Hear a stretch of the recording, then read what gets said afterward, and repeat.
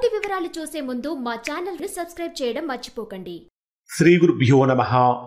శ్రీ మహాసరస్వత్యై నమః. ఓం నమః శివాయ. నారాయణ శాస్త్రి ఆస్ట్రాలజీ ఛానల్ వీక్షిస్తున్నటువంటి ప్రేక్షక మహాశైలకు స్వాగతం, సుస్వాగతం. ఈరోజు మనము 2025వ సంవత్సరం జూలై నెల 1వ తేదీ నుంచి 15వ తేదీ వరకు తులారాశిలో జన్మించినటువంటి వారికి ఏ విధంగా ఉంది, రాశి ఫలితాలు ఏ విధంగా ఉన్నాయి, ఎటువంటి పరిహారాలు పాటించాలి, ఏ రోజుల్లో అనుకూలంగా ఉంటుంది, ఏ రోజుల్లో ప్రతికూలంగా ఉంటుంది అనేటటువంటి అన్ని విషయాలను చాలా క్షుణ్ణంగా తెలుసుకుందాం. ఈ రాశి ఫలితాలు చూసినటువంటి ప్రేక్షక మహాశైలివి మీకు ఎంతవరకు వర్తిస్తున్నాయి? కారణం ఏమిటంటే మేము ఎప్పటికప్పుడు రాశి ఫలితాలు అప్డేట్ చేస్తూ ఉన్నాం. అంటే ఇంకా మీకు ఖచ్చితమైనటువంటి ఫలితాలు అందించాలి, యాక్యురేట్ ప్రిడిక్షన్స్ అందించడం కోసం మేము చేసేటటువంటి శ్రమ చాలా ఎక్కువగా ఉంటుంది. ఈ రాశి ఫలితాలు విన్నటువంటి మీకు ఇవి ఎంతవరకు ఉపయోగిస్తున్నాయి, ఎంతవరకు వర్తిస్తున్నాయి అనేటటువంటి విషయాన్ని మీరు కామెంట్ రూపంలో తెలియచేయండి. దాదాపుగా 90% మందికి 90% ఫలితాలు వర్తిస్తాయి.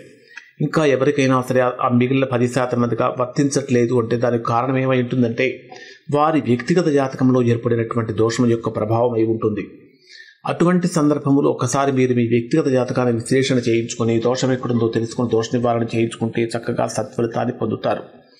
ఇక్కడ తులారాశి వారికి ఏ విధంగా ఉంటుందంటే ఉన్న గ్రహస్థితిని కనుక పరిశీలిస్తే తులారాశి రాశ్యాధిపతి అయినటువంటి శుక్రుడు రాశికి 8వ స్థానంలో ఉన్నప్పటికీ స్వక్షేత్రంలో ఉన్నాడు. అలానే 9వ స్థానంలో రవి గురు గ్రహాల యొక్క కలయిక బ్రహ్మాండమైనటువంటి యోగాన్ని ఇస్తుంది. 10వ స్థానంలో బుధుడు, 11వ స్థానంలో కుజకేతు గ్రహాలు, 5వ రాహువు, 6వ స్థానంలో శని. సో జరుగుతున్నటువంటి గ్రహస్థితిని కనుక పరిశీలించినట్లయితే ప్రస్తుతం తులారాశి వారికి దాదాపుగా అనుకూలమైన ఫలితాలు. ఫస్ట్ డే వైజ్గా చెప్పుకున్న తర్వాత మిగిలినటువంటి అంటే వృత్తి, ఉద్యోగ, వ్యాపారాలలో మిగిలినటువంటి అన్ని విషయాలు ఏ విధంగా ఉంటుందో తెలుసుకుందాం. ఫస్ట్ వీరికి డే వైజ్గా కనుక పరిశీలిస్తే 1వ తేదీ ఉదయం నుంచి 3వ తేదీ వరకు ఉండేటటువంటి స్థానాన్ని కనుక మనం పరిశీలించినట్లయితే ఈ కాలంలో అంటే 1వ తేదీ నుంచి 3వ తేదీ మధ్య విపరీతమైనటువంటి శారీరక శ్రమ పెరుగుతుంది. ఆర్థిక వ్యయాలు కూడా పెరుగుతాయి. వృత్తి, ఉద్యోగ, వ్యాపారాలలో ఊహించనటువంటి ప్రతికూలమైనటువంటి పరిణామాలు ఏర్పడే అవకాశం ఉంటుంది. కాబట్టి చాలా జాగ్రత్తగా ఉండాలి.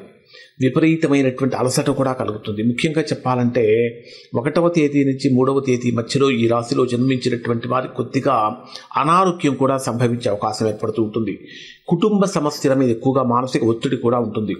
ప్రధానంగా మీ రాశ్యాధిపతి అయినటువంటి శుక్రుడు కూడా 8వ స్థానంలో వృషభ రాశిలోనే ఉన్నటువంటి కారణం చేత కొన్ని విషయాలలో అంటే నియంత్రణ అనేది అవసరం. అంటే ఆర్థిక పరమైనటువంటి విషయాలలో నియంత్రణ అవసరం.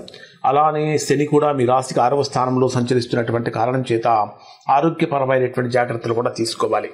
తర్వాత ఇక 3వ తేదీ నుంచి 6వ తేదీ మధ్యాహ్నం 3:57 వరకు ఉండేటటువంటి సమయంలో ఇది మీకు దాదాపుగా అనుకూలమైనటువంటి వాతావరణాన్ని కలిగిస్తుంది. అంటే 1వ తేదీ నుంచి 3వ తేదీ మధ్యలో తులారాశి వారు ఎటువంటి ప్రతికూలతలు అయితే పొంది ఉన్నారో అవన్నీ కూడా తొలగిపోయి అనుకూలం వైపుకు అడుగులు పడతాయి. అంటే మానసికమైనటువంటి ప్రశాంతత కూడా పెరుగుతుంది.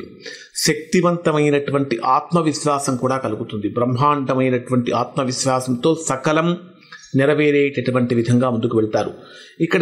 ఇక్కడ శుక్రుడు స్వక్షేత్రంలోనే ఉన్నటువంటి కారణం చేత అధికమైనటువంటి ఖర్చులు ఉంటాయి, కానీ దానికి తగినటువంటి రాబడి కూడా వచ్చే అవకాశం కూడా కనిపిస్తూ ఉంటుంది. ముఖ్యంగా 9వ స్థానంలో సంచరించేటటువంటి రవి గురు గ్రహాల యొక్క ప్రభావం కారణం చేత బంధువుల నుంచి కానీ, మిత్రుల నుంచి కానీ, తండ్రి తరపు వర్గీయుల నుంచి కానీ అనుకూలమైన ఫలితాలు కలుగుతూ ఉంటాయి. ఈ సమయంలో మత సంబంధమైనటువంటి విషయాలలో ఎటువంటి వ్యాఖ్యలు చేయకుండా ఉండటం అనేది రాశివారికి ప్రధానంగా చెప్పదగిన సూచన.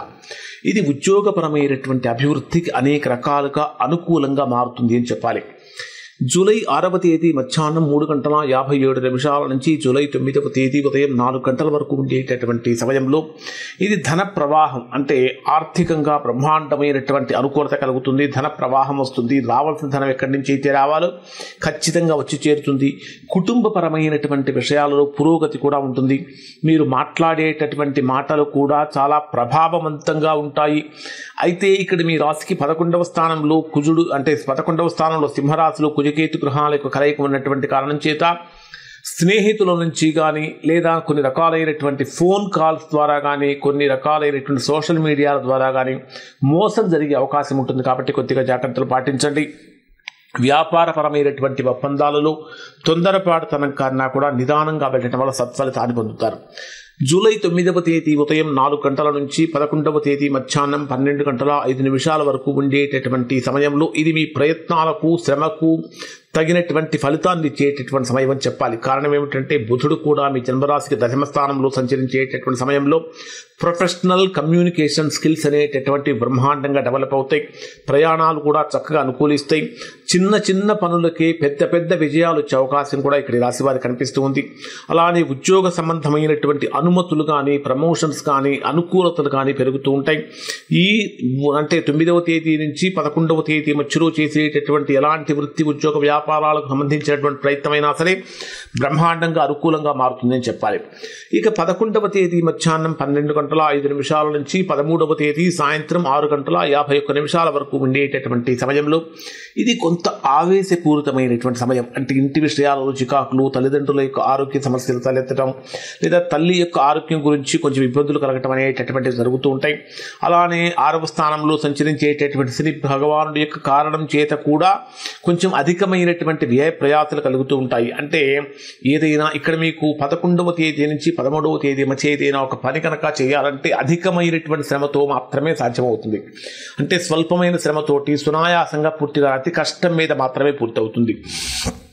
జూలై 13వ తేదీ సాయంత్రం 6 గంటల 51 నిమిషాల నుంచి 15వ తేదీ రాత్రి వరకు ఉండేటటువంటి రోజులలో సంతానపరమైన సమస్యలు ఉన్నవారికి ఆశాజనకమైనటువంటి పరిణామాలు కనిపిస్తూ ఉంటాయి. క్రియేటివిటీ పెరుగుతూ ఉంటుంది. కళల అభివృద్ధి అంటే చక్కగా ఎవరైతే డ్యాన్స్ కానీ మ్యూజిక్ కానీ ఇట్లాంటివి నేర్చుకుంటూ ఉన్నారో అటువంటి వారి గొప్ప గొప్ప అవకాశాలు కూడా కలుగుతూ ఉంటాయి. ప్రేమ విషయాలలో జాగ్రత్త కొంచెం అవసరం. కారణం ఏమిటంటే పంచమ స్థానంలోనే రాహు సంచరిస్తూ ఉంటాడు. రాహుతో కలిసి చంద్రుడు సంచరించేటప్పుడు ప్రేమ వ్యవహారాలలో మాయ అనేటటువంటిది కంటికి కమ్ముతుంది. తద్వారా ప్రతికూలతలు కలుగుతూ ఉంటాయి. కొన్ని ఆందోళనలు కూడా కలుగుతూ ఉంటాయి. ఈ సమయంలో ఖచ్చితంగా దుర్గాదేవి యొక్క ఆరాధన చాలా శ్రేష్టం. ఇప్పుడు మనము ప్రధానమైన సూచనలు ఏంటంటే ఉద్యోగంలో కానీ వ్యాపారంలో కానీ ఆరోగ్యపరంగా కానీ ఏ రోజులు ఎటువంటి జాగ్రత్తలు తీసుకోవాలంటే మీ జన్మరాశికి 6వ స్థానంలో శని సంచరిస్తున్నటువంటి కారణం చేత ఒత్తిడి బాగా ఉంటుంది. కానీ 9వ స్థానంలో రవి గురు గ్రహాల యొక్క ప్రభావం కారణం చేత ఉద్యోగపరమైనటువంటి డెవలప్మెంట్స్ అనేటటువంటివి ఈ రాశి వారికి ఈ మాసంలో అధికమైనటువంటి అనుకూలతలు ఉన్నాయని చెప్పాలి. ఇక ఎడ్యుకేషన్ వైజ్గా కనుక తీసుకుంటే 10వ స్థానంలో బుధుడు యొక్క సంచారంతో విద్యార్థులు శుభ ఫలితాలు పొందుతారు. కాంపిటేటివ్ ఎగ్జామ్స్ రాసేటటువంటి వారికి అనుకూలంగా మారుతుంది. ఎవరైతే ఈ సమయంలో ఇంటర్వ్యూస్కి అటెండ్ అవుతూ ఉంటారో అది కూడా వీరికి అనుకూలం అని చెప్పాలి. ఆరోగ్యపరంగా కనుక పరిశీలించినట్లయితే శని మీ రాశికి మీనరాశిలో 6వ స్థానంలో సంచరిస్తున్నటువంటి కారణం చేత కాలుష్యం వల్ల సమస్యలు కలుగుతూ ఉంటాయి. శరీరం కొంచెం నీరసంగా మారటం జరుగుతూ ఉంటుంది. ముఖ్యంగా చెప్పాలంటే ఆహార విషయాలలో అధికమైనటువంటి జాగ్రత్తలు పాటించడం అనేటటువంటిది రాశి వారికి ప్రధానంగా చెప్పదగిన సూచన. ఆర్థికంగా కనుక పరిశీలించినట్లయితే 8వ స్థానంలో సంచరించేటటువంటి శుక్రుడి యొక్క ప్రభావం కారణం చేత ఖర్చులు అధికంగా ఉంటాయి. కానీ కొన్ని వ్యయాలు లాభాలుగా కూడా మారే అవకాశం ఉంటుంది. అంటే మీరు ప్రస్తుతం తాత్కాలికంగా పెట్టుబడి పెడితే అది మీకు అధికమైనటువంటి ఆదాయంగా కూడా మారే అవకాశం ఏర్పడుతూ ఉంటుంది. వ్యాపార పరంగా కనుక తీసుకున్నట్లయితే స్నేహితులు బంధువులతోటి భాగస్వామ్య వ్యాపారాలు చేసేటప్పుడు కొంచెం జాగ్రత్తలు పాటించాలి. ఈ రాశి వారికి ప్రధానమైనటువంటి పరిహారం ఏమిటంటే శుక్రవారం రోజున శుక్రగ్రహ శాంతి కోసం కృత్తికా నక్షత్రంలో దీపదానం చేయటం వలన అద్భుతమైనటువంటి అనుకూలమైనటువంటి ఫలితాలు పొందుతారు. ఇవి తులారాశి వారికి సంబంధించినటువంటి ఫలితాలు. శుభం.